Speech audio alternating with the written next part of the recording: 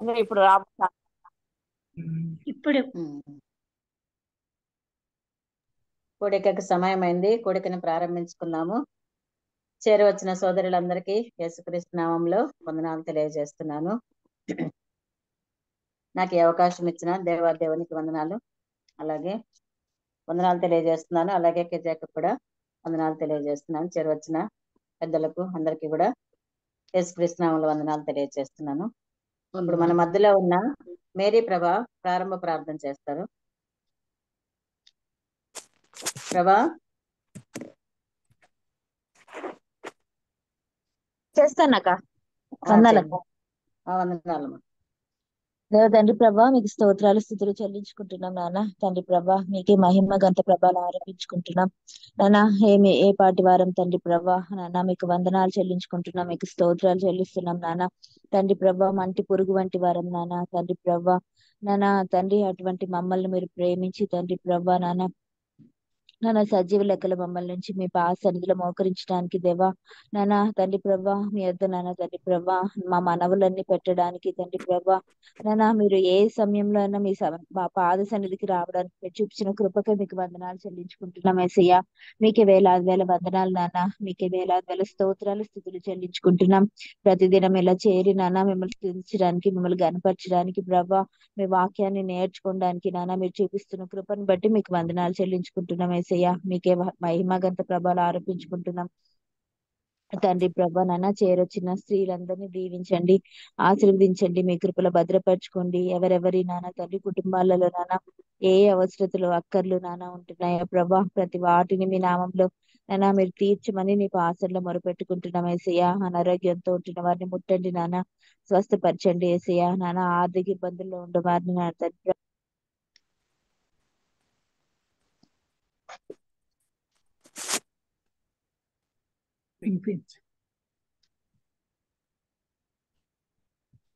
ప్రభా చూడమా మేరీ ప్రభా లెఫ్ట్ అయిందా బాబా?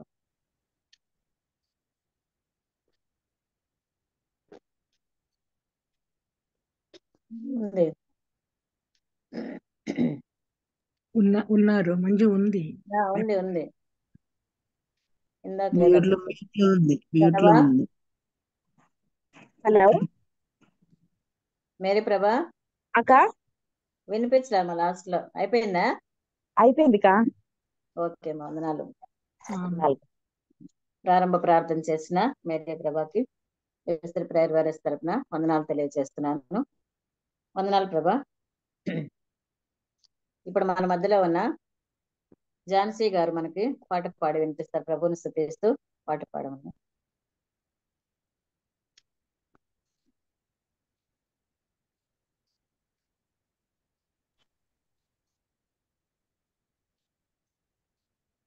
పాటల ద్వారా మనము దేవుడిని స్తుతిద్దామండి.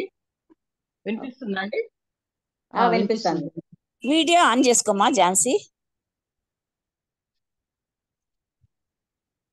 ఎవరు ఆన్ చేసుకోలేదని నేను ఆఫ్ చేశాను. ఆల్రెడీ చేస్తున్నాను.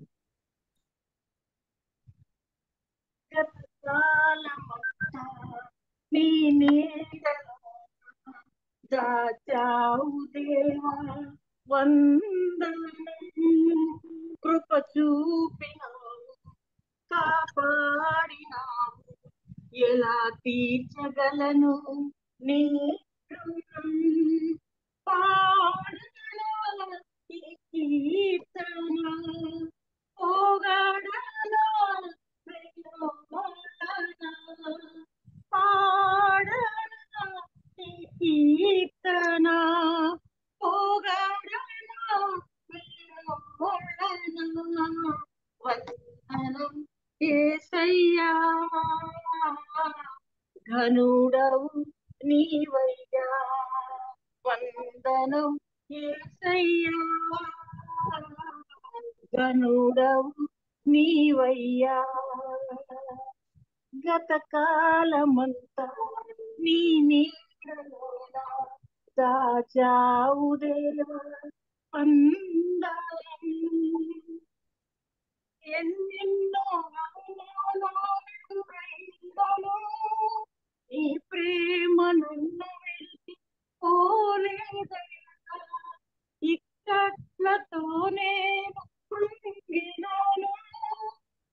చేయి నన్ను తాకి లేపెనయ్యా నిజమైన నీ ప్రేమ నిష్కలంకము నీ విద్యు హస్తము నిండు ధైర్యము నిజమైన నీ ప్రేమ నిష్కలంకము నీ విద్యు ధైర్యము నిండు హస్తము వందనం యేసయ్యా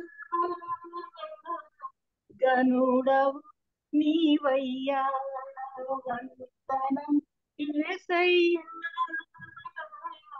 గనుడవు నీవయ్యా గతకాలమంతా నీ నీడలోనే దాచావు దేవా వందనం మాటలుగా మారిన వేళ నీ మాటను పలుకరించెనయ్యా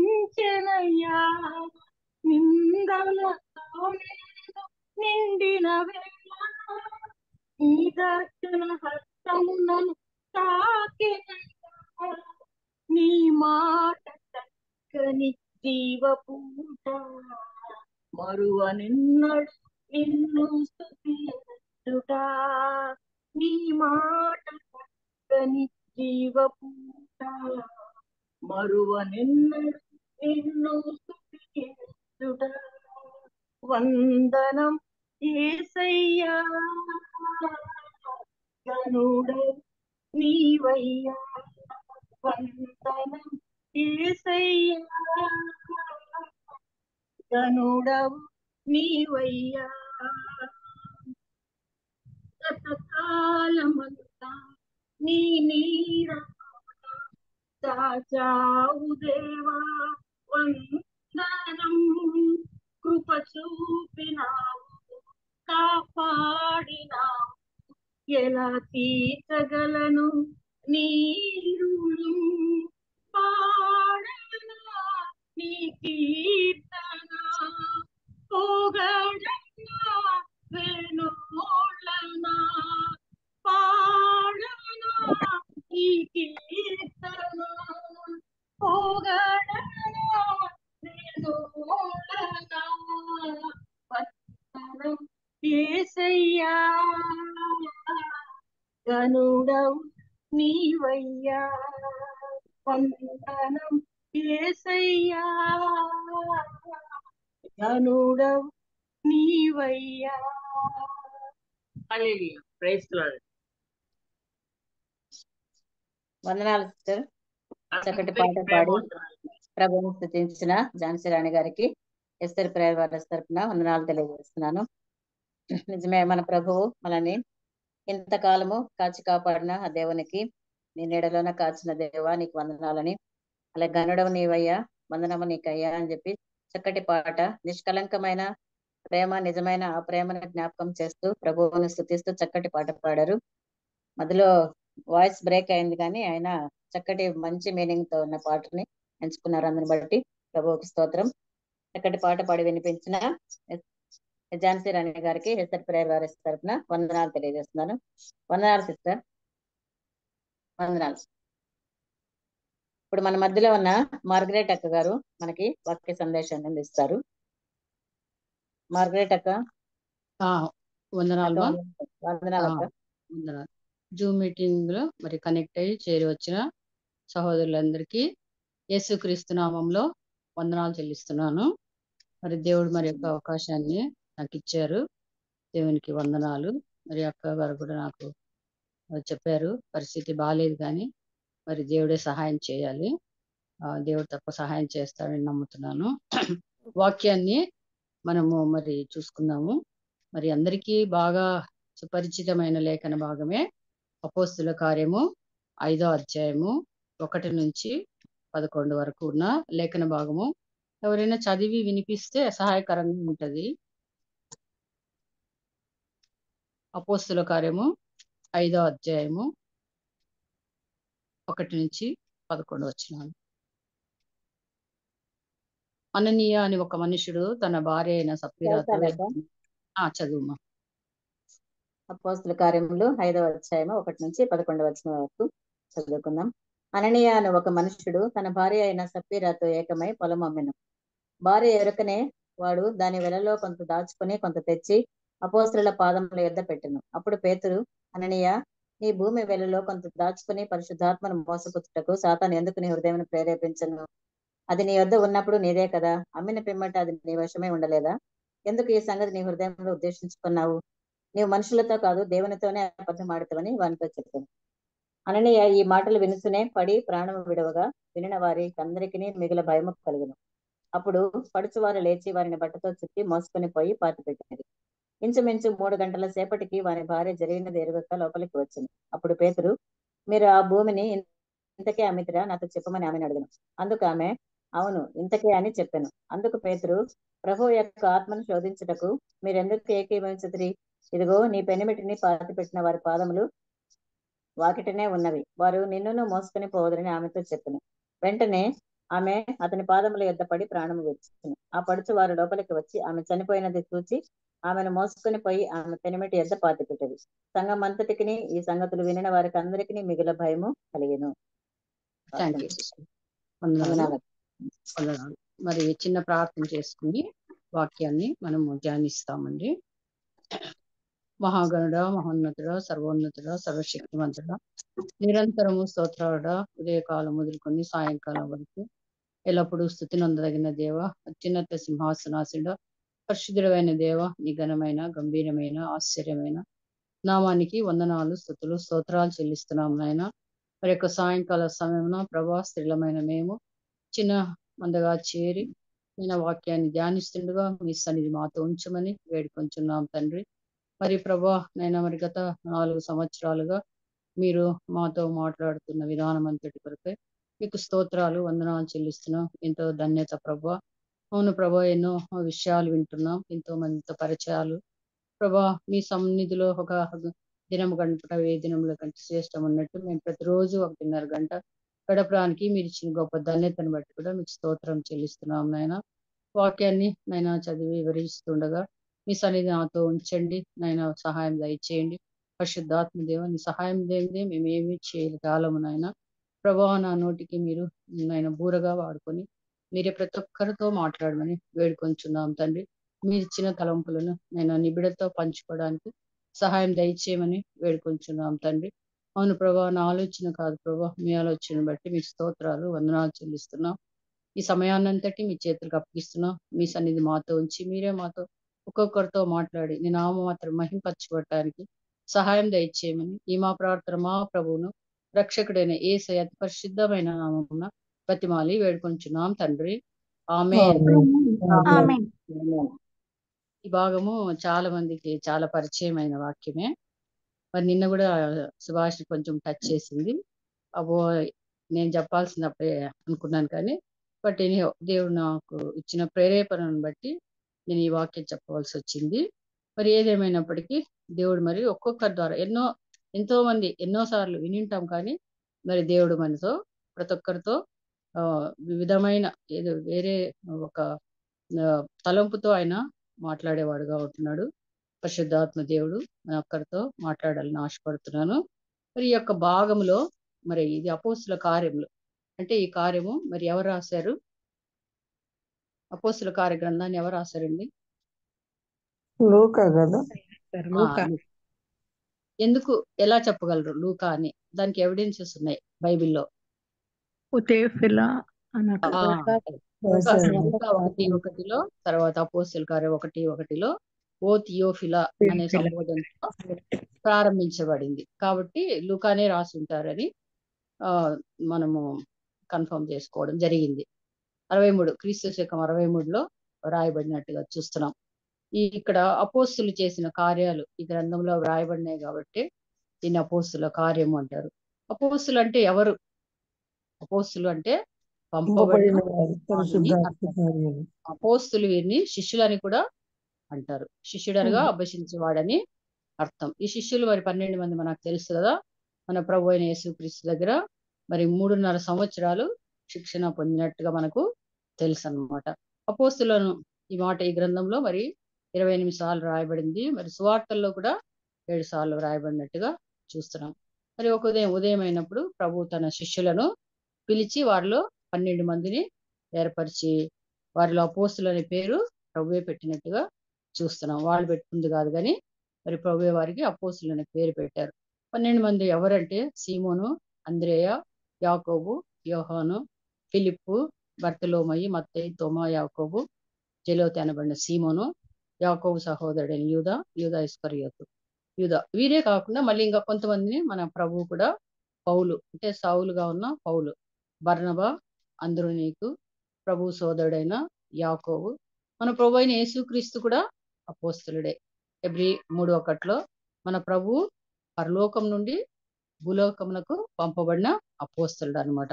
ఈ గ్రంథంలో మరి ఏం చూస్తామంటే మొత్తం అన్ని అధ్యాయాల్లో కూడా మరి పరిశుద్ధాత్మ అపోస్తులపై దిగుట చూస్తాము. అపోస్తులు అంటే ఎవరని తెలుసుకున్నాం కదా, వారి మీద పరిశుద్ధాత్మ దిగుట, మరి సంఘ స్థాపన జరిగినట్టు కూడా మనము చూస్తాం. సంఘము ఒక చోట కాదు కానీ నలుమూలలకు వ్యాప్తి చెందిన విధం కూడా ఈ గ్రంథంలో రాస్తాం. యూదులకు మాత్రమే కాదు కానీ సువార్త అన్యులమైన అన్ని జనులకు కూడా సువార్త మరి అన్యులు కూడా సువార్తకు లోబడినట్టుగా మనం ఈ గ్రంథంలో చూడగలుగుతాం.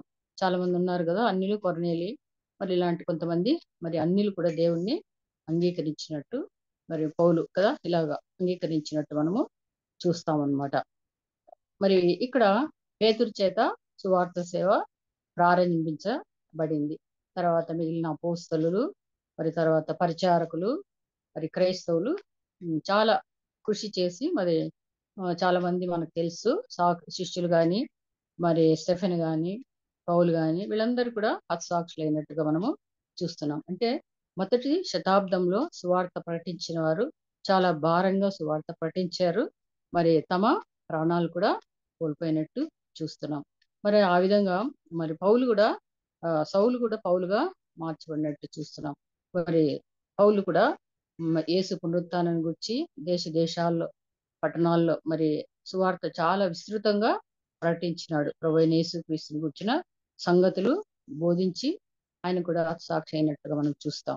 మరి మనం ఈ గ్రంథం మనం బాగా చదివితే మనం కూడా అనేక ఆత్మలను సంపాదించుటకు ప్రోత్సహించబడతామని చెప్పడానికి ఎటువంటి సందేహం లేదు.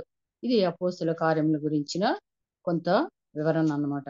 మరి ఇక్కడ మనం చదువుకున్నట్టు 5వ అధ్యాయము దానికంటే ముందుగా 4వ అధ్యాయము 32వ వచనం నుంచి మరి 37 వరకున్న వచనాలను ఎవరైనా హెల్ప్ చేస్తే బాగుంటది. 4వ అధ్యాయం అపోస్తుల కార్యం 4వ అధ్యాయం 32 నుంచి 37 వరకు. విశ్వసించిన వారందరూ ఏక హృదయమును ఏకాత్మీయ గలవారై ఉండిరి. ఎవడునూ తన కలిగిన వాటిలో ఏది తనదని అనుకోలేదు. వారికి కలిగినదంతా వారికి సమిష్టిగా ఉండెను. ఇదియుగాక అపోస్తులు బహు బలముగా ప్రభువైన యేసు పునరుద్ధానమును గురించి సాక్ష్యం ఇచ్చిరి. దైవ కృప అందరి యందు అధికముగా ఉండెను. భూములైనను ఇండ్లైనను కలిగిన వారందరూ వాటిని అమ్మిన వాటి వెల తెచ్చి అపోస్తుల పాదముల పెట్టుతూ వచ్చిరి. వారు ప్రతివానికి వాని లెక్క అక్కర కొలది పంచిపెట్టింది కనుక వారిలో ఎవనికి కొదువలేకపోయెను. చాలు. విశ్వసించిన వారందరూ అంటే విశ్వాసులందరూ ఏముందంట అండి, వాళ్ళకి ఏక హృదయమును ఏకాత్మయు కలవారై ఉంటుంది. ఇది చాలా ముఖ్యం. ఏక హృదయము ఏకాత్మ మనకు విశ్వాసులైన మనకు చాలా అవసరమైంది. మరి అలా ఉంటే ఎన్ని గొప్ప కార్యాలైనా చేయగలము. కాబట్టి ఏక హృదయం ఏకాత్మ విశ్వసించిన మనలో ఉండాలి. మనం కూడా అంతా సహవాసము కలిగి ఉన్నామంటే అందరి ఒకే ఆత్మ ఒకే హృదయం కలిగి మరి మన యొక్క జూమ్ మీటింగ్ 4 సంవత్సరాలుగా జరుగుతుంది. దేవునికి స్తోత్రం. మరి ఎవడును తనకు కలిగిన వాటిలో ఏది తనదని అనుకోవడం లేదు. చాలా గ్రేట్ కదండి ఇది. అంటే ఎవరికి కావాల్సిన ఆస్తులు ఉంటాయి కానీ వాళ్ళు అలా అనుకోలేదంట. వాళ్ళ హృదయం ఎలా ఉందంటే ఏక హృదయం ఏకాత్మ. కాబట్టి వారికి కలిగినదంతా వారికి సమిష్టిగా ఉంది. ఇదంతా మందే, అందరిది అన్నమాట. నాది నీది అని కాకుండా ఇదిగాక అపోస్తులు బహుబలంగా ప్రభువైన యేసు పునరుత్థానం గురించి సాక్ష్యం ఇచ్చారు. మనం చెప్పుకున్నట్టు శిష్యులైతేనేమి మరి బర్నబా, పౌలు వీళ్ళంతా కూడా మరి యేసుక్రీస్తు యొక్క పునరుత్థానం అంటే ఆయన ఎలా ఈ లోకానికి వచ్చారు, చనిపోయారు, తిరిగి లేచారు అనే ఈ యొక్క పునరుత్థానం గురించి సాక్ష్యం ఇచ్చినట్టుగా చూస్తున్నాం. వారికి ఏముందంటే అండి దైవ కృప అందరి యందు అధికముగా ఉండెను. భూమిలైనను ఇండ్లైనను కలిగిన వారందరూ వాటిని అమ్మి, ఎందుకండి ఇవంతా అమ్మేశారు? వాళ్ళ భూములు ఇండ్లు సువార్త కొరకు. వాళ్ళ భూములు, వాళ్ళ ఇల్లు అందరు కూడా అమ్మి వాటి వెల తెచ్చి అపోస్తుల పాదం వద్ద పెట్టించు వచ్చిరి. మనం ఈ రోజులో ఎలా ఉన్నామండి? మనకు అన్ని దేవుడు ఇచ్చినాడు, ఇల్లు ఇచ్చినాడు, భూములు ఇచ్చినాడు, ఉద్యోగాలు ఇచ్చినాడు, అన్ని సమస్తం ఇచ్చినాడు. కానీ అవన్నీ ఏంటివి? నాది నాది, మావి మావి, నాది. దేవుని అంటున్నాం మనము, అనలేకపోతున్నాం. ఎంత వీక్నెస్ కదా. అమ్మిన వెల తెచ్చి అపోస్తుల పాదముల వద్ద పెట్టించి వచ్చి. ఎందుకు అపోస్తుల పాదముల వద్ద పెట్టారండి? అపోస్తులు ఏం చేస్తున్నారు? సువార్త ప్రకటిస్తున్నారు. బూదిగంతాలకు వెళ్ళి వాళ్ళు సువార్త ప్రకటిస్తున్నారు. ఎక్కడో ఒక చోటే ఆగలేదు. అది ఎక్కడో రాశాను నేను, సరిగ్గా గుర్తులేదు. యూదయ, సమరయ, మరి అక్క ఒకసారి చెప్పారు, ఎవరు మన జయమనక్క, అపోస్తుల కార్యంలో మరి సువార్త సేవ ఎలా జరిగిందని. సువార్త సేవ అంత చక్కగా అన్ని సంఘాలు ఏర్పడినాయి. అపోస్తులు అన్ని ప్రాంతాలు తిరిగారు, ఖండాలు, దేశాలు, మొత్తం ప్రపంచం అంతటా చెదిరిపోయి 12 మంది ఇంకొక వీళ్ళు అపోస్తులు అందరూ కూడా చెదిరిపోయి సువార్తను చక్కగా ప్రకటించారు. మరి వాళ్ళకి ఎవరు డబ్బులు ఇచ్చారండి? విశ్వాసులందరూ తమ ఏమిచ్చారంట? తమ భూములు, ఇల్లు అన్ని అమ్మేసినారంట. అమ్మి వాటి వెల తెచ్చి అపోస్తుల పాదముల వద్ద పెట్టించవచ్చు. వారు ప్రతి వానికి వాని మన అక్కరొక్కులది పంచిపెట్టారు. కనుక వారిలో ఎవరికి కొదవ? వాళ్ళకి ఏమైనా కొదవ అయిందండి? ఏం కొదవలు కాలేదు. దేవుని సేవకి ఇచ్చినంత మాత్రం వాళ్ళు ఏం నష్టపోలేదు.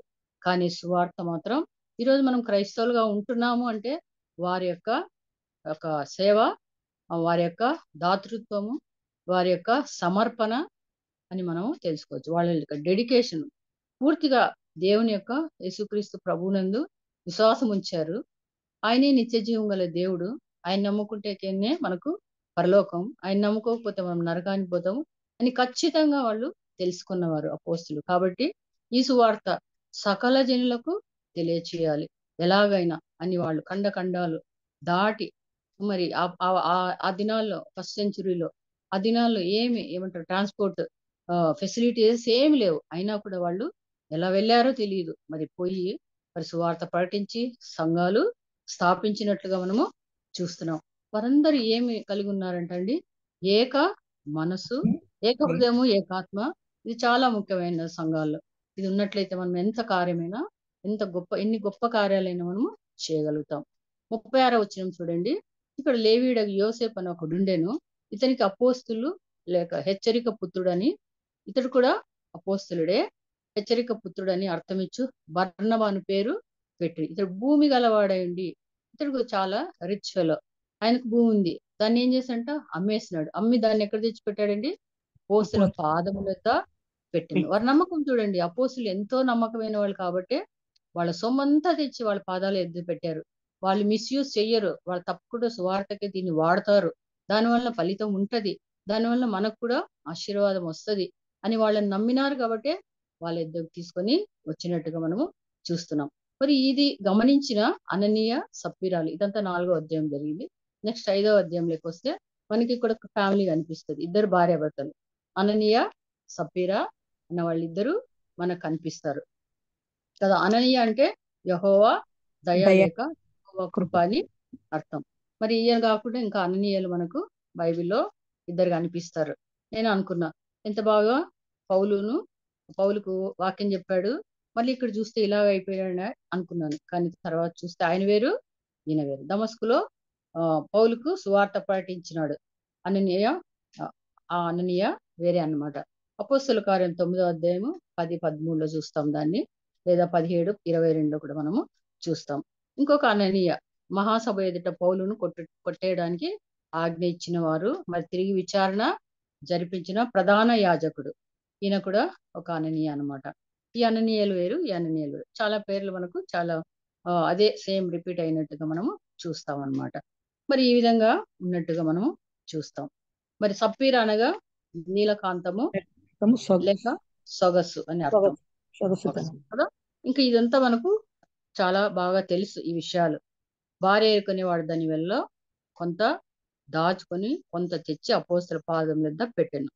అంటే ఈయన అమ్మేసినాడు పొలము, ఇద్దరు మాట్లాడుకున్నారు, ఏకమైనారు. మరి వాళ్ళు ఏమి అడగలేదు. పేతురు ఏమప్పా ఇంతకీ అమ్మినావా, ఎంతకు అమ్మినావు, ఎంత తెచ్చినావు, ఎంత దాచుకున్నావు అని అడగలేదు. కానీ పేతురు పరిశుద్ధాత్మతో నిండుకునేవాడు.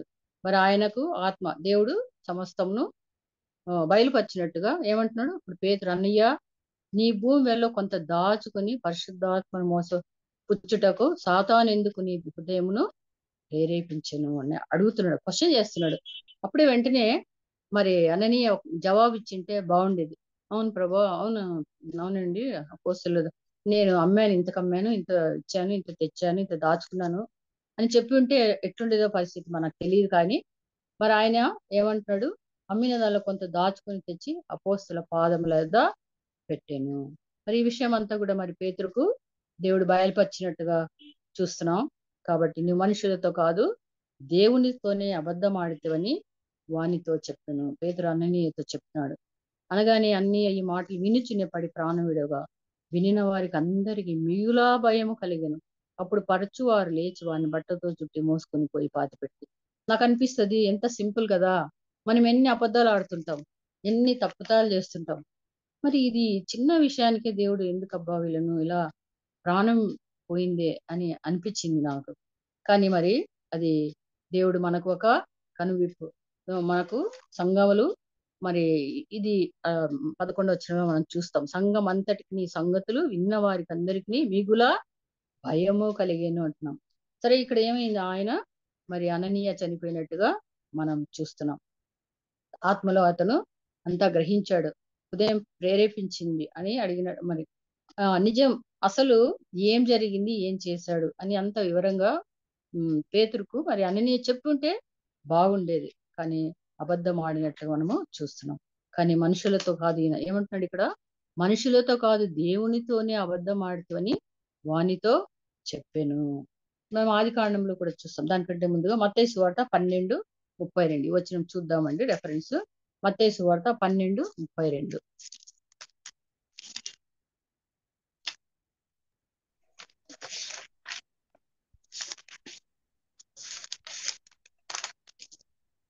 మనిషి కుమారునికి విరోధంగా మాట్లాడువానికి పాప క్షమాపణ కలదు గాని పరిశుద్ధాత్మక విరోధంగా మాట్లాడువానికి ఈ యుగమందేను రాబో యుగమందేను పాప క్షమాపణ లేదు. ఇది మనం చాలా జాగ్రత్తగా పాప క్షమాపణ గమనించాలి. మనుష్య కుమారునికి విరోధంగా అంటే యేసుక్రీస్తు ప్రభుకు విరోధంగా మాట్లాడడానికి పాప క్షమాపణ కలదు. కానీ మరి మనకు తెలుసు తండ్రి, కుమార, పరిశుద్ధాత్మ కదా. మరి ప్రభు పోతూ నేను మరలా వస్తాను, అయితే మిమ్మల్ని అనాథలంగా వదిలిపెట్టాను, కానీ నేను పరిశుద్ధాత్మని సంచకరువుగా ఇస్తానని చెప్పాడు. కాబట్టి పాప క్షమాపణ కుమారునికి విరోధంగా మాట్లాడితే ఉంది, కానీ పరిశుద్ధాత్మకు విరోధంగా మాట్లాడడానికి ఈ యుగమందైనను రాబో యుగమందైనను పాప క్షమాపణ లేదు అంటున్నాడు. కాబట్టి ఈ యొక్క పరిశుద్ధాత్మ విషయంలో మనం చాలా జాగ్రత్తగా ఉండవలసిన వారమైంది ఇక్కడ హెచ్చరింపబడుచున్నాం. ఏమైందండి, ఈయనకు వెంటనే కదా ఏమి అసలు అనని ఈ మాటలు వింటా ఉన్నప్పుడే ఆయన ప్రాణము పోయినట్టుగా చూస్తున్నాం. మరి ఇది ఎంత భయంకరం కదా. మరి ఆది కాండంలో కూడా అంటే సంఘంలోకి పాపం వచ్చేసింది, అబద్ధం వచ్చేసింది. మరి ఆది కాండం 3వ అధ్యాయము 1వ వచనంలో కూడా మరి సర్పము యుక్తిగా అవ్వ దగ్గరకు వచ్చి ఏమంటది, ఇది నిజమా అని అడిగి మరి అవ్వను మోసపుచ్చినట్టుగా చూస్తాం. ఆదాము అవ్వలు కూడా మరి దేవుని ఆజ్ఞను అతిక్రమించి పాపం చేసినట్టుగా చూస్తున్నాం. దేవుని సహవాసానికి దూరమైనట్లుగా చూస్తున్నాం. సరే ఇక్కడ మరి ఆమె చనిపోయింది. ఆ తర్వాత నాకు అనిపిస్తుంది మనం కూడా చాలా అబద్ధాలు ఆడుతుంటాం, కానీ మరి అయితే దేవుడు మనం ఇంకా సజీవ లెక్కలో ఉంచినాడు. ఆయన కృపలో మనము ఉన్నామని జ్ఞాపకం చేసుకోవాల్సిన వారంగా ఉంటున్నాం. మరి ఇక్కడ ఒక కొలస్సీ 3:9 ఒక మాట ఉంది, చూస్తే బాగుంటుంది. 9:10 కొలస్సీ 3:9-10 వచనాలు.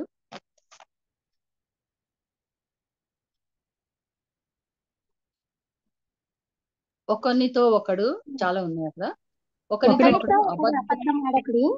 ఏలయనగా ప్రాచీన స్వభావమును దాని క్రియలతో కూడా మీరు పరిత్యజించి జ్ఞానము కలుగు నిమిత్తము దానిని సృష్టించిన వాని పోలిక చొప్పున నూతన పరచబడుచున్న నవీన స్వభావం ధరించుకొని ఉన్నారు. చదవనాక అనగా వారిలో అనగా 11. చాలేమో కదా, నవీన స్వభావం ధరించుకొని ఉన్నారు. ఇదేంటంటే అబద్ధం అనేది ఒకరితో ఒక అబద్ధం ఆడకుడి, ఏలైనగా అది ఏ స్వభావం అంటే అబద్ధం ఆడేదండి? ప్రాచీన స్వభావం. కానీ నూతన పరచబడిన మనం రక్షణ మారుమనసు పొందినాం కాబట్టి మనం ఏం చేయాలి? నవీన స్వభావం ధరించుకొని ఉన్నాం కాబట్టి మనం ఏం చేయకూడదండి? అబద్ధము ఆడకూడదు అని ఖచ్చితంగా లేఖన భాగాల్లో కొలస్సీ 3:9-10 చూస్తున్నాం. మరి నీళ్లు తాగినట్టే ఆడవాళ్లకు ఎందుకు అబద్ధాలు ఆడాలి? మనం ఏదో ప్రాణం మీదకి వచ్చినప్పుడే అబద్ధాలు ఆడాలి, కానీ చిటికి మాటి మనం అబద్ధము చెప్పకూడదు. ఇదేం పెద్ద పాపం కాదులే, ఇదేం పెద్ద తప్పు కాదులే అని మనము అనుకోవచ్చు. కానీ ఇక్కడ మన కోసం మరి ఇంత చక్కగా రాయించి ఇచ్చాడు చూడండి. అదేమంటండి? అబద్ధం అనేది సృష్టించవాని పోలిక చొప్పున నూతన పరపరచున నవీన స్వభావం ధరించుకొని ఉన్నాం మనము. కాబట్టి అబద్ధం అనేది ప్రాచీన స్వభావము, దాన్ని మనము అనుసరించకూడదు, అసలు దాని జోలికే పోకూడదు. ఇంకొకటి మనం యోహాను సువార్త 14:6 అందరికీ తెలిసిన వచనం ఏమండేది? యోహాను సువార్త 14:6. యోహాను సువార్త 14:6. సత్యము జీవము, అదే జీవమును నేనే మార్గం సత్యం జీవం కదా. మరి అలాగే యోహాను సువార్త 14:6 కూడా మనము నవీన స్వభావం కలవారమై సత్యమును అనుసరించాలి. అబద్ధం మన దగ్గర ఉండకూడదు. మనం నవీన స్వభావం ధరించుకునే వాళ్ళు. సత్యం అంటే మనం ప్రభువే, మనం ప్రభువుని అంగీకరించాం కాబట్టి వాటి నుంచి మనం చాలా దూరంగా ఉండాలి. ఇక్కడ మనకు ఎంతగానో హెచ్చరింపబడుతున్నాం. అసలు ఆయన అబద్ధము ఏం చెప్పలే, అది పేతురు కి దేవుడు బయలుపరిచినట్టుగా మనము చూస్తున్నాం. అసలు అనని ఏం మాట్లాడలే, ఊరికి తీసుకొని వచ్చి ఆయన ఎదుట పెట్టాడనమాట. కానీ అయితే పేతురు ఏమంటున్నాడు? అయితే నువ్వు ఇది మనుషులతో కాదు దేవునితోనే అబద్ధం ఆడుతావని వానితో చెప్పాను అంటున్నాడు. మరి 8వ వచనంలో చూసినట్లయితే సరే, అక్కడికి ఆయన అయితే చనిపోయాడు. 7వ వచనం, ఇంచుమించు 3 గంటల సేపటికి వాని భార్య జరుగునది ఎరుగక లోపలికి వచ్చెను కదా. అక్కడ ఏమైంది మనకు తెలుసు. పేతురు ఇంకొక ఛాన్స్ ఇస్తున్నాడు. ఏమ్మా, నీ భర్త ఇద్దరు కలిసి ఏకాత్మనే, వాళ్ళకి ఏక హృదయం కలిగి ఉన్నారు కదా, దేవుణ్ణి మోసపుచ్చడానికి, అబద్ధం ఆడటానికి నయం కదా. మరి మరణంలో కూడా వాళ్ళు ఏకంగానే వెళ్ళిపోయారు. పేతురు ఆ భూమిని ఇంతకు అమ్మితురా, నాతో చెప్పమని ఆమెను అడిగింది. ఈమెకైనా ఒక ఛాన్స్ దొరికింది. మరి ఏమైనా మరి ఆ విషయం చెప్పవలసింది. ఆమె కూడా మరి భర్త ఇద్దరు మాట్లాడుతున్నారు కాబట్టి అవును ఇంతకే అని చెప్పాను. అందుకు పేతురు, ప్రభు యొక్క ఆత్మను శోధించుటకు మీరెందుకు ఏకీభవించితిరి కదండి. మరి ఆమె లేకపోతే అవునండి ఇలా చేసాం ఇంత కమ్మినాం, ఇంత తీసుకొచ్చినాం, ఇంత మీ ఎదుట పెట్టాం, మాకు డబ్బులు అవసరమై ఉంటది అందుకు మేము తీసి పెట్టుకున్నాం అని ఒక మాట ఆమె చెప్పిండవచ్చు. కానీ ఆమె కూడా ఏమనిందంటే భర్త చనిపోయిన విషయం ఆమెకు తెలియదు. పాపం తెలియకపోవడం వల్ల అవును ఇంతకే అని ఆమె ఇంకా రూఢి పరిచినట్టుగా చూస్తున్నాం. అయితే ఏమైంది ఆ తర్వాత మనకు తెలుసు. ఆమె అతని పాదముల యొద్ద పడి ప్రాణము విడిచెను. ఆమె కూడా పోయిందండి, చనిపోయింది. అబద్ధమే, చిన్న అబద్ధమే అనిపిస్తుంది కానీ మరి మనము తిమోతికి రాసిన పత్రిక 6వ అధ్యాయము 10వ వచనంలో చూసినట్లయితే ఇక్కడ ధనాపేక్ష సమస్తమైన కీడులకు మూలము. కొందరు దానిని ఆశించి విశ్వాసం నుండి తొలగిపోయి నానా బాధలతో తమను తామే పొడుచుకునిది. చూడండి డబ్బు ఎంత భయంకరమైనదో, సమస్తమైన కీడులకు మూలం. ప్రాణమే పోయిందండి డబ్బు కోసమే కదా. చెప్పిండొచ్చు, నిజమైన వాళ్ళు చెప్పిండొచ్చు, అవునండి ఇంతకే అమ్మాం, ఇంత పెట్టుకున్నాం, ఇంతే తెచ్చాం అని చెప్పవచ్చు. కానీ వాళ్ళు నిజం ఒప్పుకోలేదు. యథార్థమైన లైఫ్ లేదు వాళ్ళకి. వాళ్ళు మోసపుచ్చినారు. ఆయనకేం తెలుస్తుందిలే మనం దాచుకుంటే అనుకున్నారు. కానీ దేవుడికి మరుగైనది ఏది లేదు. సమస్తమును ఆయనకు తేటగా తెలిసే ఉంటుంది. ఎఫ్ఎస్సి 4:15 ఒక మాట చదువుదామండి. ఎఫ్ఎస్సికి రాసిన పత్రిక 4వ అధ్యాయము 15వ వచనం.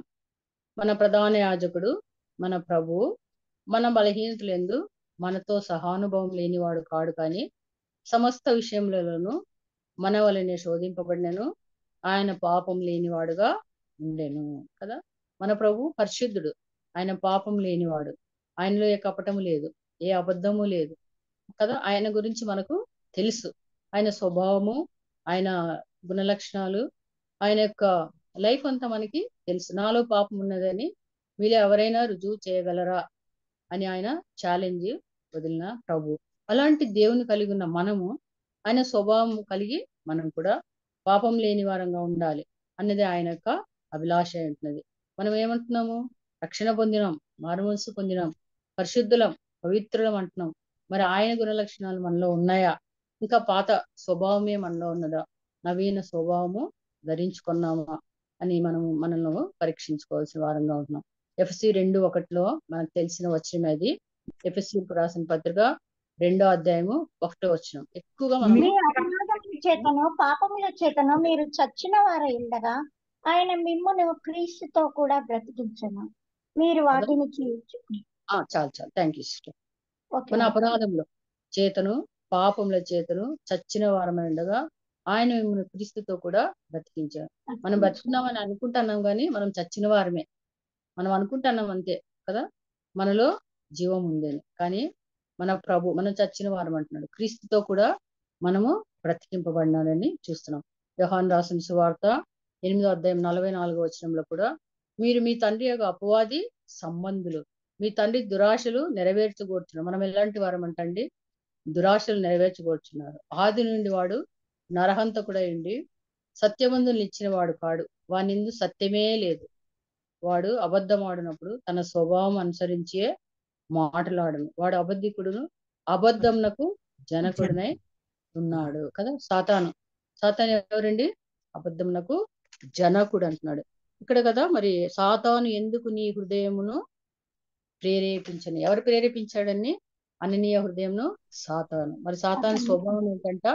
వాడు అబద్ధికుడు, అబద్ధమునకు జనకుడై ఉన్నాడు. కాబట్టి ఆయన ఏం చేశాడు? సాతాను ప్రేరేపించాడు, ప్రేరేపణకు లోనైనాడు.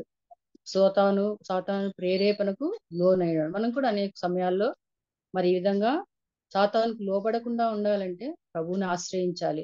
వాక్యం మనలో ఉండాలి. హృదయం నిండిన దాన్ని బట్టి ఎవరు మాట్లాడను. మరి ప్రార్థన, సహవాసము మనకు తెలుసు కదా. అపోస్తుల కార్యం 2వ అధ్యాయము 42వ వచనంలో అపోస్తుల బోధేందు, సహవాసమందు, రొట్టె విచ్చుటెందు, ప్రార్థన ఎల్లప్పుడు ఎడతెగగా ఉండాలి. ఉన్నప్పుడే మనల్ని సాతాను ప్రేరేపించినా కూడా మనము లోబడకుండా, మరి ప్రభువైన యేసుక్రీస్తుని కూడా సాతాను మరి శోధించినట్టుగా మనం చూస్తున్నాం కదా. ఆయన మరి శరీరమును జయించినట్టుగా చూస్తాం. 40 రోజులు ఉపవాసం ఉన్నప్పుడు 20 రొట్టెలు చేసుకొని తినమన్నాడు. లేదా కొండ శిఖరం నాకు తీసుకొని పోయి ఇదంతా నీకు ఇస్తాను, నాకు మొక్కు అంటాడు. ఈ విధంగా మరి శోధించినట్టుగా చూస్తున్నాం. అయితే ప్రభు వాక్యం ద్వారానే సాతాను నిలగొట్టినట్టుగా మనం చూస్తున్నాం. ఇక్కడ ఏం చేశాడు? అననీయ దాచుకున్నాడు. ఏం చేశాడండి? దాచుకున్నాడు కదా. మరి ఈ దాచుకొనడం అనే విషయం మనకి యెహోషువ గ్రంథము 7వ అధ్యాయము 10వ వచనంలో చూసినట్టయితే అక్కడ ఒక మనిషి కనిపిస్తాడు మనకు. ఎవరండి? ఆకాను. వెరీ గుడ్, ఆకాను కదా. 7వ అధ్యాయము అది కొంచెం చదువుదాము, ఎందుకంటే మనకి చదివితే గుర్తుంటది. 7వ అధ్యాయము చాలా ఉంది అక్కడ. 10వ వచనం ఒకటి చదువుకుందాము. యెహోవా యెహోషువతో ఇట్లనెను, లెమ్ము, నీవేళ ఇక్కడ ముఖము నేల మోపికొందువు. ఇశ్రాయేలీయులు పాపం చేస్తున్నారు. నేను వారితో చేసిన నిబంధనను వారు మీరి ఉన్నారు. శపితమైన దాన్ని కొంత తీసుకుని దొంగిలి పొంకి తమ సామానులో దాన్ని ఉంచుకొని ఉన్నారు. కాబట్టి ఇశ్రాయేలీయులు శాపగ్రస్తులై తమ శత్రువుల ఎదుట నిలవలేక తమ శత్రువుల ఎదుట వెనుకకు తిరిగి శాపగ్రస్తులైన వారు మీ మధ్య ఉండకుండా మీరు వారిని నిర్మూలన చేస్తేనే తప్ప నేను మీకు తోడై ఉండను. నీవు లేచి జనులను పరిశుద్ధపరచు వారితో ఇలాగ చెప్పుము, రేపటికి మిమ్మును మీరు పరిశుద్ధపరచుకునుడి. ఇశ్రాయేలీల దేవుడైన యెహోవా సెలవిచ్చినదేమనగా, ఇశ్రాయేలీల చాలండి అక్కడ. అంటే తర్వాత ఆయన్ను ఏం చేస్తారండి? ఆకానును కొంత ఏమి దాచుకున్నాడు కదా ఆయన. ఇదిగో 21 ఉందక్క. 21 నుంచి చదవండి. దోపుడు సొమ్ములో ఒక మంచి షీనారు పై వస్త్రమును 200 తులముల వెండిని 50 తులముల ఎత్తుగల ఒక బంగారు కమ్మిని నేను చూచి వాటిని ఆశించి తీసుకొంటిని. అదిగో నా డేరా మధ్య అవి భూమిలో దాచబడి ఉన్నవి. ఆ వెండి దాని క్రింద ఉన్నదని ఉత్తరం ఇచ్చి తాను చేసినదంతయు ఒప్పుకొనెను. చదవనాక తెలుసులేండి. మళ్ళీ లాస్ట్ లో ఏం చేశారు? 25వ వచనం చూడండి. 26లో 26 అక్క. 26. వారిని వారిని తను రాళ్లతో కొట్టిన తర్వాత అగ్ని చేత కాల్చి వారి మీద రాళ్లను పెద్ద కుప్పగా వేసిరి. అది నేటి వరకు ఉన్నది. అప్పుడు యెహోవా కోపాద్రేకం విడిచిన వాడే మల్లు కొన్ని అందుచేత నేటి వరకు ఆ చోటికి ఆకోరు లోయ అని పేరు. పేరు ఇది ఓల్డ్ టెస్టిమెంట్ లో. మరి ఆకాన్ ఏం చేశాడండి? దాచుకున్నాడు. ఏం చేశాడు? దాచుకున్నాడు. అయితే ఎవరికి తెలియదులే అనుకున్నాడు. కానీ మరి ఆ విషయము మరి దేవుడు మన ప్రభు మరి మనకు 139వ కీర్తనలు లో ఒక మాట చూద్దామండి. అది చాలా ఆ చాలా నాకు ఇష్టమైన వచనం. 139 రెండో వచనము. రెండో నేను వచనం. కూర్చుండుట నేను లేచుట నీకు తెలియను, నాకు తలంపు పుట్టక మునిపే నీవు నా మనస్సు గ్రహించుచున్నావు. మనకు తలంపు పుట్టక ముందే, అంటే ఈ పని చేయాలి, ఇలా చేయాలి అని తలంపు పుట్టక ముందే మన ప్రభువుకు తెలుసు అన్నమాట. తెలుసుకున్నాడు. తలంపు పుట్టక మునిపే నీవు నా మనస్సు గ్రహించుచున్నావు. మన మనసు ఏంటి, ఎలా ఉంది? మనం పై రూపం చూస్తాం, కానీ మన ప్రభు అయితే ఏం చూస్తాడంట? మనసు. మనసు అంటే హృదయం అనుకోవచ్చు కదా. ఆయన హృదయాంతరంగాలను పరిశీలించే దేవుడు. ఆయన హృదయం పరిశుద్ధపరచుకోండి అంటున్నాడు, కానీ మిమ్మల్ని మీరు పరిశుద్ధపరచుకోండి అని అక్కడ ఓల్డ్ టెస్టిమెంట్ కాబట్టి అక్కడ మిమ్మల్ని మీరు పరిశుద్ధపరచుకొని ఇక్కడ ఏమంటున్నాడు? యెహోషువ గ్రంథంలో పరిశుద్ధపరచుకోండి అంటున్నాడు. కానీ నూతన నిబంధనలో ఏమంటాడండి? హృదయము ఘోరమైన వ్యాధి కలది. కాబట్టి దాన్ని మనం ఏం చేయాలండి? యేసుక్రీస్తు ప్రభు యొక్క రక్తంతో మనము పరిశుద్ధపరచుకోవాలి. ఇక్కడ మనస్సు అనే మాట వినపడతా ఉంది. మరి ఆ యొక్క మనస్సులో ఏమి తలంచాడో అది కూడా ప్రభు ఎరిగిన వాడై మరి ఆకాను పాపం ఒప్పుకున్నాడు. నేను తీసుకున్నాను, దాచుకున్నాను, కొంత అక్కడ దాచిపెట్టాను అని చెప్తాడు. అయినా కూడా మరి కింద ఉన్నదని ఉత్తరం ఇచ్చి తను చేసినంత ఒప్పుకున్నాడు. అయినా ఆయన ఏం చేశారండి? రాళ్లతో చావగొట్టి అతని కుటుంబము ఆస్తి సమస్తం అగ్ని చేత కాల్చి వారి మీద రాళ్లను పెద్ద కుప్పగా వేసినట్లు చూస్తున్నాం. నిజంగా ఎంత భయంకరం. ప్రస్తుత దినాల్లో అయితే మనము కృపాయుగంలో ఉన్నాం. ఇలాంటివి ఎన్నో చేస్తున్నాం. మన దగ్గర ఉన్న డబ్బు, భూములు, ఆస్తులు, బంగారు, నగలు ఇవన్నీ ఎవరివండి? దేవుడు ఇచ్చినవే. అవన్నీ మన కోసం మనం దాచుకోలేదా? దాచుకున్నాం. అన్ని దేవునికి ఇస్తున్నామా? సేవకి ఇస్తున్నామా? కానీ దేవుడు మనల్ని కాపాడుతున్నాడు. కృపాయుగంలో ఉన్నాం. ఆయన ఏం చూడటం లేదులే, ఆయనకేం తెలియదులే మనం ఏం చేస్తే కూడా అని అనుకుంటున్నాం మనము. లేదు. ప్రతిదీ ఆయన, ప్రతి హృదయం ఆయన ఎరిగినవాడే, ప్రతి మనస్సు ఆయన ఎరిగినవాడే. కాబట్టి మనం చాలా జాగ్రత్తగా ఉండాలి. ఓల్డ్ టెస్టిమెంట్ లో చూడండి ఎంత శిక్ష వాళ్ళు అనుభవించారు. మరి ఇక్కడ మనకు తెలిసి ఇంకోటి అబద్ధం ఆడిన వ్యక్తి గెహాజీ కదా. గెహాజీ కూడా మరి అబద్ధం ఆడినాడు. ఎలీషా అడుగుతాడు, ఎక్కడ పోయినా అంటే ఎక్కడ పోలేదు అంటాడు కదా. ఎంత చిన్నగా, ఎంత అబద్ధము సింపుల్ గా చెప్పేస్తాడు. కానీ దాని పర్యవసానము మనకు తెలుసు. ఆ కుటుంబం అంతటి కూడా మరి తరతరాలకు నాకు తెలుసు కదా కుష్టు వచ్చినట్టుగా మనము చూస్తాం.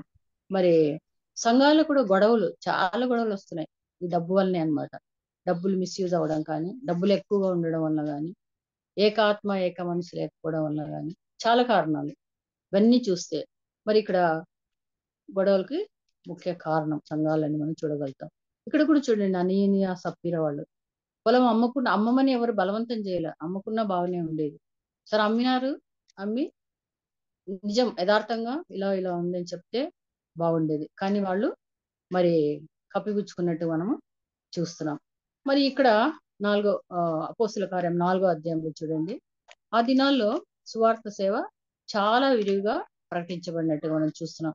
అది ఈ అపోస్తుల కార్యంలో అంతా కూడా సువార్త మరి చాలా పరిశుద్ధాత్మ, యేసు ప్రభు శిష్యులు పరిశుద్ధాత్మ నడిపింపుతో యెరూషలేము, యూదయ, సమరయ దేశంలో అంతటను బూదిగంతముల వరకు సువార్త ప్రకటించినారు. మరి వారు ప్రకటించాలి అంటే వారికి ఏం కావాలండి? డబ్బు కావాలి. ఎవరిచ్చారు? విశ్వాసులే సహాయం చేశారు. వాళ్ళ భూములు, వాళ్ళ ఇల్లు, వాళ్ళ సమస్తం అమ్మి సువార్త సేవకు సహకరించినట్టుగా మనము చూస్తున్నాం. ఇక్కడ చూడండి 4వ అధ్యాయము 4వ వచనంలో, వాక్యం వినిన వారిలో అనేకులు నమ్మిరి, వారిలో పురుషుల సంఖ్య ఇంచుమించు 5,000 ఆయన. మనం ఎక్కడైనా విన్నామా ఇంతమంది ఒకసారి రక్షణ పొందడం అనేది? ఆ కాలంలో ఆదిమ సంఘంలో చాలా వాళ్ళు ఎంతో నమ్మకంగా ఆయన్ని చూస్తున్నారు కదా, ప్రభువుని చూసారు. ఆయన దగ్గర వాళ్ళు ఏం తీసుకున్నారని ట్రైనింగ్ తీసుకున్నారు. వాళ్ళు దేన్ని లెక్క పెట్టలేదు. వాళ్ళ లైఫ్ అన్నా, వాళ్ళ డబ్బులన్నా వాళ్ళకి ఏం లెక్కలేదన్నమాట. ఓన్లీ సువార్త ప్రకటన, దేవుని గురించి, యేసుక్రీస్తు ప్రభు యొక్క మరణ పునరుత్థానాలను ప్రకటించాలి. పరలోకం ఉంది, నరకం ఉంది. మీరు మరి సువార్త ప్రకటించకపోతే, యేసుక్రీస్తుని అంగీకరించకపోతే సొంత రక్షకుడుగా ఎక్కడికి పోతారు? నరకానికి పోతారు. ఆ విషయం తెలియచాలి అంతే. ఇంకా వాళ్ళ ఎయిమ్, గోలు లైఫ్ లో ఏంటండి? అదొక్కటే. ఇంకా వేరే అన్ని కూడా secondary. First priority they have given to the gospel కదా, స్ప్రెడ్ చేయాలి. సువార్తను అనేకులకు ప్రకటించాలి. అనేకులు ఆయన నమ్ముకోవాలి. నమ్మి బాప్తిసం పొందినవాడు రక్షింపబడును అని అన్నట్టుగా మనం ఇక్కడ చూస్తున్నాం. యెరూషలేము యూదయ సమరయ దేశం అన్నట్టు బూదిగంతముల వరకు సువార్త వారు ప్రకటించారు. అందుకే ప్రపంచ దేశాలు 750 కోట్ల జనాభా ఉంటే మనం 250 కోట్ల జనాభా ఉన్నారు క్రైస్తవులు. ఇదంతా ఎప్పుడు జరిగిందండి? అపోస్తుల ద్వారానే జరిగింది. వాళ్ళే ఎంతగానో కష్టపడి మరి సువార్తను ప్రకటించినట్టుగా మనం చూస్తున్నాం. సరే, ఇదంతా బాగానే ఉంది. కానీ మరి లూకా సువార్త 20 మన బాధ్యత ఏంటి? మనం ఏం చేస్తున్నాం అని మనం ఇక్కడ చూసుకున్నట్టయితే లూకా సువార్త 21:1-4 వచనాలు మనకందరూ తెలిసిన వచనాలు అవి. ఏముందండి అక్కడ? లూకా సువార్త 21 అధ్యాయము 1-4 వరకు. పేద విధవరాలు, చాలా పేద ఆమె, విధవరాలు, పేదరాలు. కానీ ఆమె ఏమిచ్చిందంట? జీవనమంతయు వేసింది. తను అసలు ఎట్లా, నా లైఫ్ ఎట్లా, ఫ్యూచర్ ఎట్లా అని ఏం ఆలోచించలేదు. కానీ తన సొమ్మంతా కూడా దేవుని సేవకు ఇచ్చినట్టుగా మనం ఇక్కడ చూస్తాం. అలాగే లూకా సువార్త 7వ అధ్యాయము 36-38 వచనాల్లో, మరి తర్వాత యోహాను సువార్త 12:3లో కూడా ఇక్కడ కూడా ఒక స్త్రీ మనకి కనిపిస్తుంది. ఆమె ఎవరేంటారండి? యోహాను సువార్త 12:3, లూకా సువార్త 7:36-38 చాలా ఫెమిలియర్ మనకు. ఇక్కడ ఒక స్త్రీ ప్రభు కొరకు 300 దేనారములు, 150 రూపాయలు, అత్తరు ఒక సేరున్నర ఎత్తు, మిక్కిలి విలువల పచ్చ జటామాంసి ప్రభు కొరకు తెచ్చి ప్రభువును అభిషేకించినట్లు చూడగలవు. అబ్బా, ఇంత డబ్బులు ఎందుకు వేస్ట్ కదా, ఎందుకు? అక్కడ చదువుదాం చూడండి. శిష్యులు ఏమంటారు? యోహాను సువార్త 12:3. ఆయన శిష్యుల్లో ఒకడు అనగా ఆయనకు అప్పగించుకొని ఈ అత్తరెందుకు 300 దేనారములకు అమ్మి బీదలకు ఇయ్యలేదు నేను.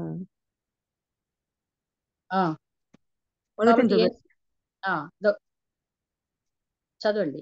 అప్పుడు మరి మిక్కిలి విలువ గల అచ్చ జటామాంస అత్తరు ఒక సేరున్నర ఎత్తు తీసుకొని యేసు పాదములకు పూసి తన తల వెంట్రుకలతో ఆయన పాదములు తుడిచెను. ఇల్లు ఆ అత్తర వాసంతో నిండిన.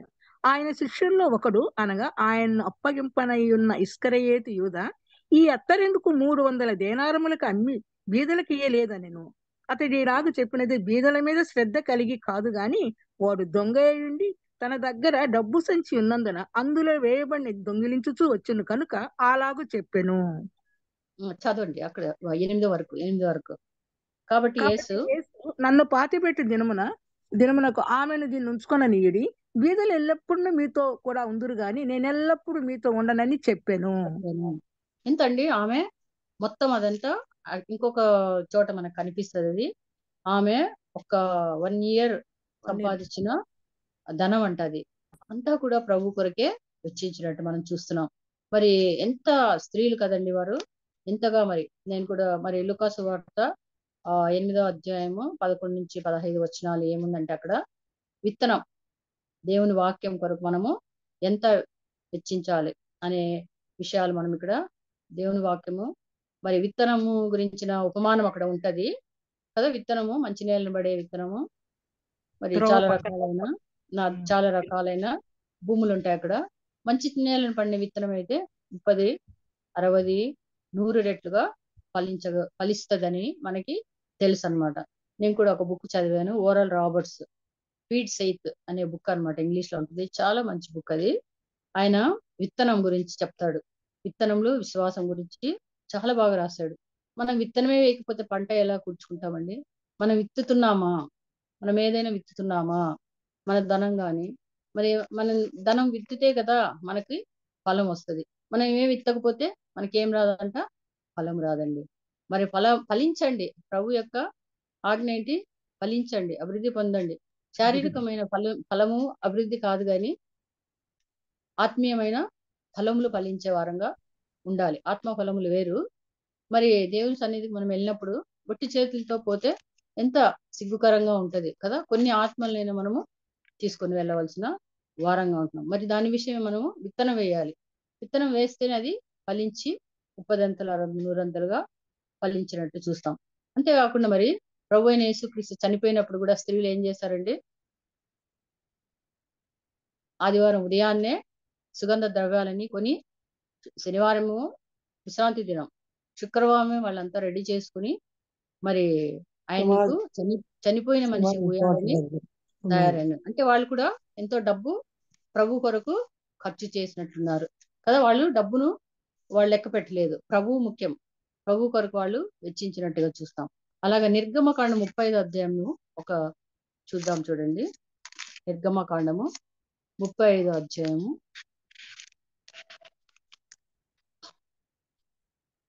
13 నుంచి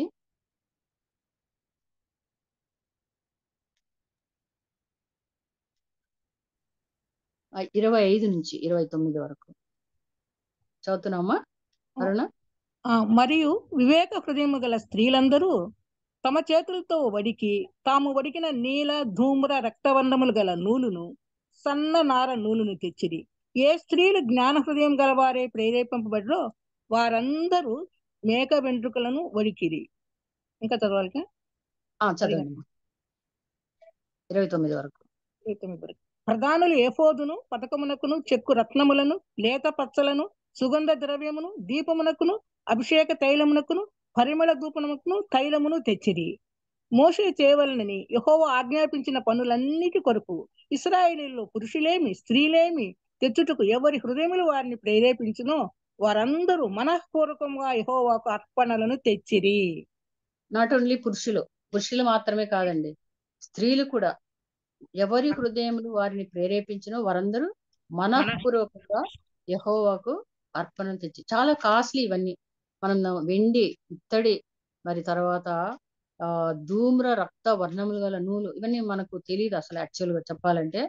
అంత చక్కగా వాళ్ళు మరి ప్రేరేపింపబడి యెహోవా మందిరానికి వాళ్ళందరూ మరి ప్రేరేపించబడి అర్పణలు తెచ్చినట్టుగా చూస్తున్నాం. అంటే స్త్రీలు కూడా పాత్ర చాలా ఉంటున్నది. మన స్త్రీలను మరి తక్కువగా చూడటానికి లేదండి, తక్కువగా అంచనా వేయడానికి లేదు. ఎంతో వాళ్ళ సమయాన్ని, ఎంతో డబ్బును, మరి ప్రభువుని ఎంతగానో ప్రేమించి, మరి సువార్త సేవకు ఎంతగానో సహకరించి ఆతిథ్యం ఇచ్చినారు, మరి డబ్బులు ఖర్చు పెట్టినారు, వాళ్ళ సమయాన్ని ఖర్చు పెట్టినారు.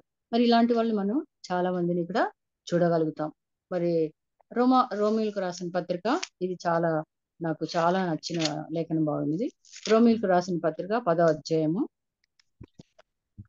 13 నుంచి 15 వచనాలు ఎవరైనా చదివితే బాగుంటది. 13 నుంచి 15 వరకు.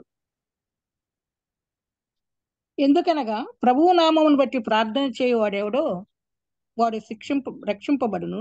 వారు విశ్వసించిన వానికి ఎట్లు ప్రార్థన చేయుదురు? వినని వానిని ఎట్లు విశ్వసించుదురు? ప్రకటించువాడు లేకుండా వారు ఎట్లు విందురు? ప్రకటించువారు పంపబడిన ఎడ్ల ఎట్లు ప్రకటించుదురు? ఇందు విషయమే ఉత్తమమైన వాటిని గుర్చిన సువార్త ప్రకటించు వారి పాదములు ఎంతో సుందరమైనవి అని వ్రాయబడి. చాలు, థ్యాంక్ యూ. ఇక్కడ చూడండి ఏమంటున్నాడు? ప్రార్థన, ప్రభునామం బట్టి ప్రార్థన చేయవాడేవాడు వాడు రక్షింపబడును. మరి విశ్వసింపని వానికి ఎట్లు ప్రార్థన చేస్తారు? వినని వాడిని ఎట్లు విశ్వసించుదురు? ప్రకటించి వాడు లేకుండా వారు ఎట్లు విందురు? ప్రకటించి వారు పంపబడని ఎడల ఎట్లు ప్రకటించరు? మనం కింది నుంచి పోవాలా. ప్రకటించే వారిని ఏం చేయాలండి? పంపాలి. ప్రకటించి వాడిని మనం ఏం చేయాలి? పంపాలి. పంపితే వాళ్ళు ఏం చేస్తారు? ప్రకటిస్తారు. ప్రకటిస్తే ఏమవుతుంది? నమ్మి విశ్వసిస్తారు. విశ్వసించిన వారు ఏం చేస్తారు? ప్రార్థన చేస్తారు. మరి ఈ కార్యక్రమం అంతా ఎవరు చేయాలండి? ప్రకటించేవారు. కోత ఎంతో విస్తారంగా ఉంది, కానీ పనివారు బహు కొద్దిగా ఉంటున్నారు. కోత యజమాని వేడుకొనుడి. కోత ఎంతో విస్తారం. మన జనాభా 750 కోట్లు.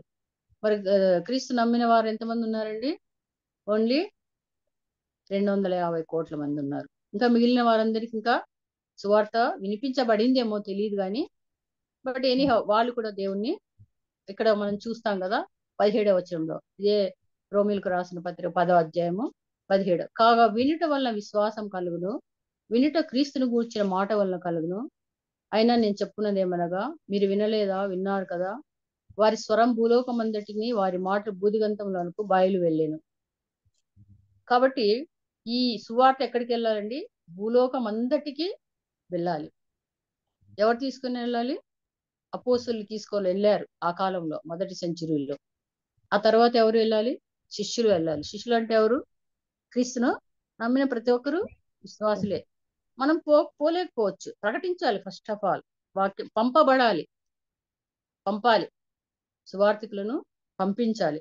పంపితేనే వాళ్ళు వెళ్ళి అక్కడ ప్రకటిస్తారు, ప్రకటిస్తేనే వాళ్ళు విశ్వసిస్తారు, విశ్వసిస్తేనే వాళ్ళు ప్రార్థన చేస్తారు, వాళ్ళు దేవుణ్ణి నమ్ముకుంటారు. ఆ విధంగా వాళ్ళు నరకాన్ని తప్పించుకుని పరలోకానికి చేరగలుగుతారు.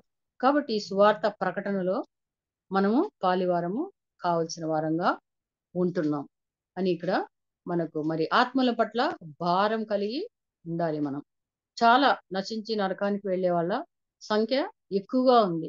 మరి వారి కొరకు మనము భారం కలిగి ఏం చేయాలండి? ప్రార్థన చేయాలి. అదే విధంగా మన యొక్క ధనాన్ని, సహాయం, మన చేయి కూడా చాపాలి. వారికి మనం చేతనైనంత వరకు హెల్ప్ చేయాలి. వాళ్ళు వెళ్ళాలి కదా. మరి ఇప్పుడు కాలంలో, ప్రస్తుత కాలంలో సువార్త సేవకు పోయే వాళ్ళు చాలా తక్కువ.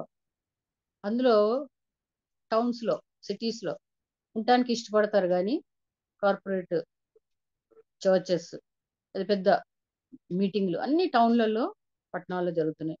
మరి మారుమూల ప్రాంతాల్లో అసలు వాళ్ళకి చదువు రాదు, వాళ్ళు ఒకసారి కూడా వినని వాళ్ళు మన దేశంలో చాలా మంది ఉన్నారు. ట్రైబల్స్ వినని వారు చాలా మంది ఉన్నారు. వాళ్ళ దగ్గరికి ఎవరు వెళ్తారు? వాళ్ళకి ఎవరు ప్రకటిస్తారు? ఎవరు పోతారు? మరి ఈ విషయం మనము భారంగా ప్రార్థన, బూదిగంతముల వరకు ఈ సువార్త ప్రకటించబడాలి. మరి ఈ వాక్యం మనకు నిజంగా చాలా హెచ్చరికగా ఉంటున్నది. మరి సువార్త వినని వారు చాలా మంది ఉన్నారు. వారి కొరకు మనం ఏం చేయాలండి? ప్రార్థన చేయాలి. మరి మన చేతనైనంత వరకు మనము హెల్ప్ చేయవలసిన వారంగా ఉంటున్నాం. మరి యెషయా 55 ఇది ఈ లేఖన భాగము ఇండియన్ ఎవాంజలికల్ మిషన్, అంటే బూదిగంత సువార్త అంటారు. వాళ్ళ స్లోగన్ ఏంటంటే పంపబడాలి, సేవకులు మారుమూల ప్రాంతాలకు వెళ్ళాలి, అక్కడే నివాసం ఉండాలి, వారితో మమేకమై వాళ్ళ భాష నేర్చుకోవాలి, వాళ్లకు సువార్త ప్రకటించాలి, వాళ్ళ భాషలోకి బైబిల్ను ట్రాన్స్లేట్ చేయాలి. వాళ్ళు ఏం సంపన్నులు కాదు, చాలా పేదవాళ్ళు, తినడానికి కూడా ఉండదు, వారి పిల్లలకు చదువు ఉండదు. సో అలాగే చాలా మెడికల్ ఫెసిలిటీ ప్రొవైడ్ చేస్తుంటారు, చైల్డ్ కేర్ సెంటర్స్ ఉంటాయి. మరి తర్వాత సువార్త ప్రకటించడం జరుగుతుంది. ఆ వాళ్ళ భాషలోనే బైబిల్ ట్రాన్స్లేషన్ అనేది కూడా జరుగుతుంటది అన్నమాట. అలాంటి వారికి మనము హెల్ప్ చేయవలసిన బాధ్యత ఎంతైనా ఉన్నది. యెషయా 55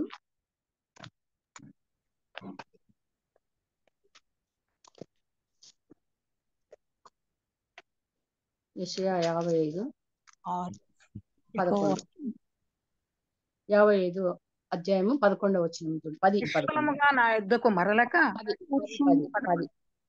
10 కూడా. వర్షము ఆకాశము నుండి వచ్చి అక్కడికి ఎలాగూ మరలక భూమిని తడిపి విత్తువానికి విత్తనమును భుజించువానికి ఆహారమును కలుగుటకై అది చిగిర్చి వర్ధిల్లునట్టు చేయును, అలాగే నా నోట నుండి వచనమును ఉండును, నా నోట నుండి వచనమును ఉండును. నిష్ఫలముగా నా యుద్ధకు మరలక అది నాకు అనుకూలమైన దాన్ని నెరవేర్చును, నేను పంపిన కార్యమును సఫలము చేయును. మీరు సంతోషంగా బయలు వెళ్ళుదురు, సమాధానం పొంది తోడుకొని పోబడుదురు. Thank you sister. ఇందాక మనం చెప్పుకున్నట్టు పంపబడాలి, బుదిగంతాలకు సువార్త పఠించబడాలన్నాం. ఇక్కడ చూస్తే ఏమవుతుందంటే వర్షం వస్తుంది కదా ఆకాశం నుండి, అది మళ్ళా ఆకాశానికి పోదు కానీ భూమిని ఏం చేస్తుంది? తడిపి విత్తనము మరి మనకు ఆహారాన్ని కలిగించి మరి ఆహారం మనకు వస్తున్నట్టుంది. అలాగే నా నోట నుండి వచనమును ఉండును. ఒకవేళ మనం దేవుని వాక్యాన్ని చెప్తే అది ఏమవుతుందంట? నిష్ఫలంగా తిరిగి రాదంట. అది నాకు అనుకూలమైన దానిని నెరవేర్చు, నేను పంపిన కార్యమును సఫలం చేయను. ఆయన వాక్యం ఎంతో వాడి అయినది కదా, అది రెండంచుల ఖడ్గం వంటిది, సుత్తె వంటిది, అగ్ని వంటిది కదా. మరి ఎంతో పవర్ఫుల్ వాక్యం అంటే, నిష్ఫలంగా నా యొద్దకు మరలక అది నాకు అనుకూలమైన దాన్ని నెరవేర్చును. వాక్యం నేను పంపిన కార్యంను సఫలము చేయను. ఎందుకండి వాక్యం ఎత్తుతున్నాం మనము? ఎందుకు వాక్యము బైబిల్స్ పంచుతున్నాం మనము? అది చదవాలి, వాళ్ళు యేసుక్రీస్తును తెలుసుకోవాలి. మరి ఆర్ఆర్కే గారు మరి వాక్యము ట్రాన్స్లేషన్ చేసేవారంట. ఒక ఇంగ్లీష్ ఆయనకు ఇంగ్లీష్ బైబిల్ చదివి తెలుగులోకి ట్రాన్స్లేషన్ చేస్తున్నారు.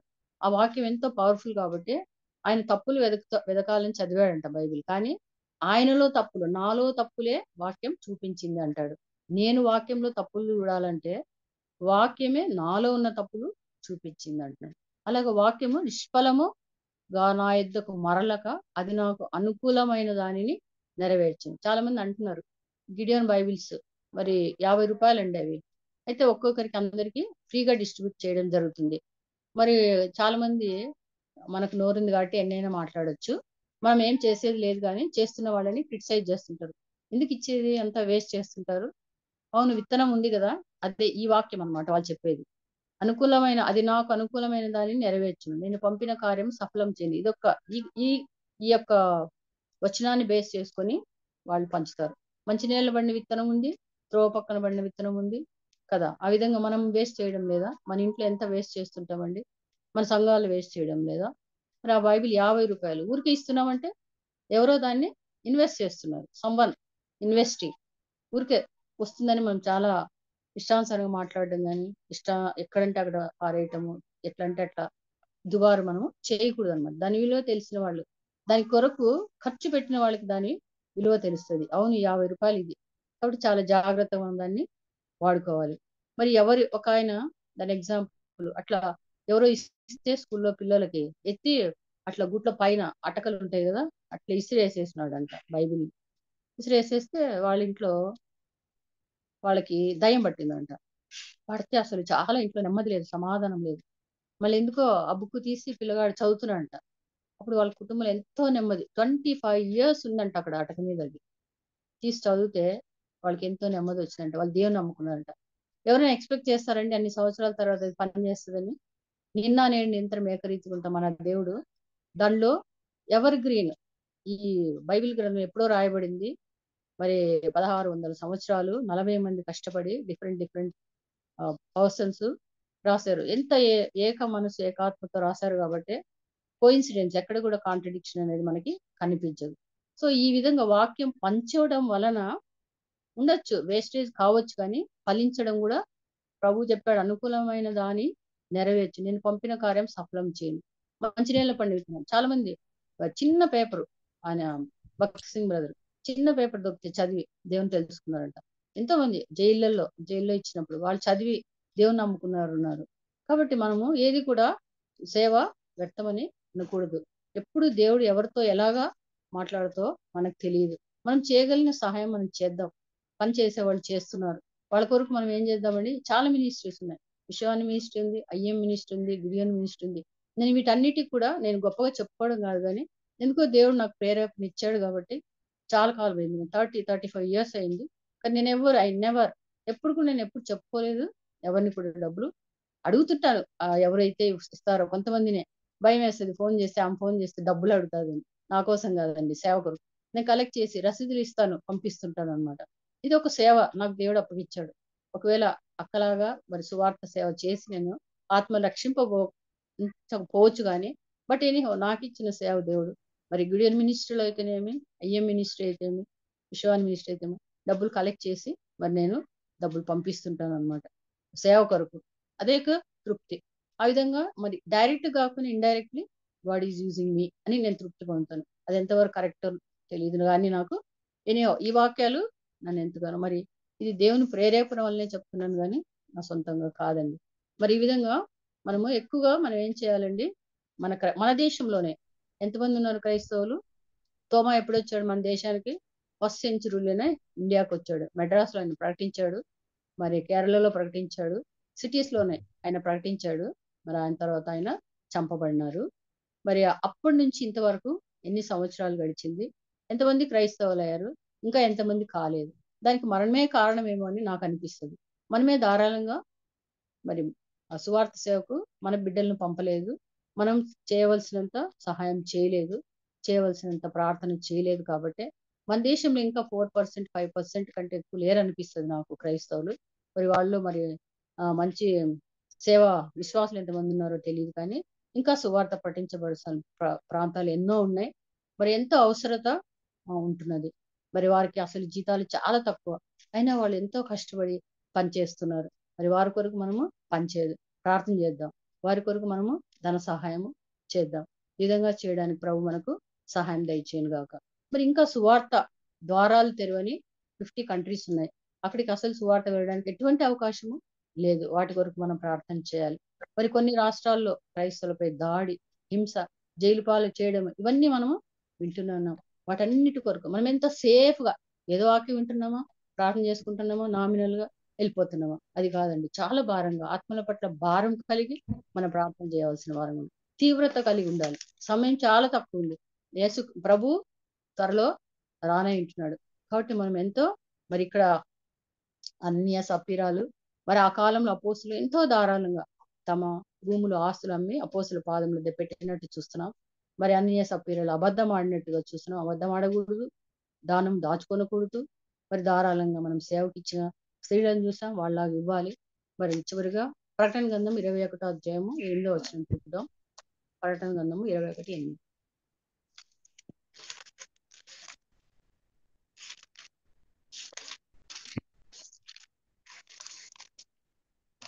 ఏడక్క 21:8. పిరికి వారును, అవిశ్వాసులను, అసహ్యులను, నరహంతకులను, వ్యభిచారులను, మాంత్రికులను, విగ్రహారాధికులను, అబద్ధికులందరూ అగ్ని గంధకములతో మండు గుండములో పాలు పొందుతురు. ఇది 2వ మరణము. ఇక్కడ అబద్ధికులు ఉన్నారు కదండి. అబద్ధికులందరూ అగ్ని గంధకములతో మండు గుండంలో పాలు పొందుతారు. కాబట్టి మనం అబద్ధం అనేది చెప్పకూడదు. అన్నయ్య సపీరాల్లాగా మనం నిజమే చెప్పాలి. 27వ వచనం చూడండి.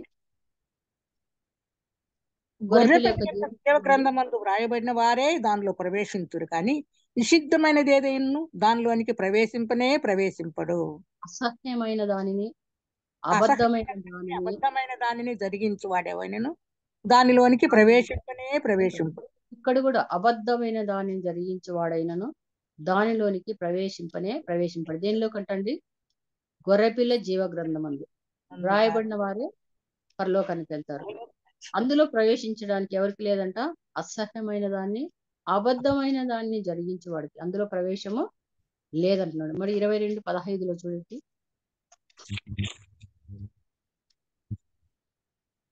కుక్కలను, మాంత్రికులను, వ్యభిచారులను, నరహంతకులను, విగ్రహారాధికులను, అబద్ధమును ప్రేమించి జరిగించు ప్రతివారును వెలుపట నుందురు. అబద్ధం చూడండి, అబద్ధం అంట. చాలా మరి 25:15 చదువుకున్నాం కదా. వాళ్ళు ఎక్కడ ఉంటారంట అండి? వెలుపట ఉంటారు. కాబట్టి అబద్ధం చాలా డేంజరస్ అన్నమాట. అబద్ధాన్ని మనం విడిచిపెడదాం. అబద్ధం కాకుండా నిజమే చెప్పడానికి కొనుక్కుందాం. కీర్తనలు 51:6 కూడా ఏమంటాడు? నీవు అంతరంగంలో సత్యమును కోరుచున్నావు. మన ప్రభు ఏం కోరుతున్నాడండి? అంతరంగంలో సత్యమును కోరువాడై ఉన్నాడు. సామెతలు 12:22 అబద్ధమాడు పెదవులు యెహోవాకు హేయములు, సత్యవర్తనులు ఆయనకు ఇష్టలు. 12:22. కాబట్టి మరి అబద్ధం అనేది కూడా మనము ఈ యొక్క ప్రకటన గ్రంథం చూస్తాము. వారు ఏమాత్రము వారి పేరు జీవ గ్రంథంలో రాయబడదు. వారు ఏమాత్రము పొందడానికి అవకాశం ఉంది. కాబట్టి సత్యమునే మన ప్రభు ఏం కోరుతున్నాడండి? అంతరంగంలో సత్యమును కోరువాడై ఉన్నాడు. మరి ఈ విధంగా మనము భారంగా మరి ఆత్మల పట్ల భారం కలిగిన వారమై ప్రార్థన చేద్దాం. పంపబడిన వారి కొరకు మనం చేతనైనంత సహాయము చేయడానికి మనం నిర్ణయించుకుందాం. స్త్రీలు బైబిల్ గ్రంథంలో చూసినట్లయితే ఎంతో వాళ్ళు ధారాళంగా సేవకు వారు సమర్పించుకున్నట్టు మనం చూస్తున్నాం. మన దగ్గర ఉన్నది మనది కాదు, మనదే అనుకుంటాం, కానీ అది మనకు దేవుడిచ్చిందే. కొంతే ఇస్తున్నాం. మన ప్రియ తండ్రి తన కుమారుని ఈ లోకానికి పంపించాడు. కుమారుడు తన సమస్తాన్ని, రక్తాన్ని, ప్రాణంను మన కొరకు దారపోసాడు. మరి మనం ఏం చేస్తున్నాం? మనం ఆయన కొరకు ఏమైనా చేస్తున్నామా? ఆయన రుణం తీర్చుకుంటున్నామా అని మనల్ని మనం పరీక్షించుకుందాం. ఆయన సమస్తాన్ని మనకు అప్పచెప్తున్నాడు. మన దగ్గర ఉన్నవి కూడా అన్ని ఆయనవే, అయినా నావి అనుకుంటున్నామా కదా? చాలా మనం ఈ విషయంలో ఆ కొంత పరీక్షించుకోవాలి, మనం పరీక్షించుకోవాల్సిన అవసరం ఉంటున్నది. ఈ అవకాశం ఇచ్చిన దేవాదేవునికి వందనాలు చెల్లిస్తున్నాం. మరి ఎవరైనా అఫెండ్ అయింటే దయతో క్షమించండి. దేవుడు నాకు ఇచ్చిన భారాన్ని బట్టి నేను ఈ విషయాలను పంచుకోవాల్సి వచ్చిందండి. Thank you. వందనాలు. వందనాలక్క.